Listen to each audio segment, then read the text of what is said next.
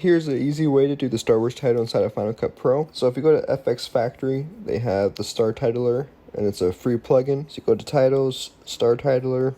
Now if you hit play, it goes really fast. You can extend the text to make it go slower. Now they have a lot of really cool built-in features. So you can use the animation to affect the clip. You have the stars. You can go ahead and change the stars through here. Even changing the direction. You can change the style of like the text, replace the color, make it green, add drop shadow.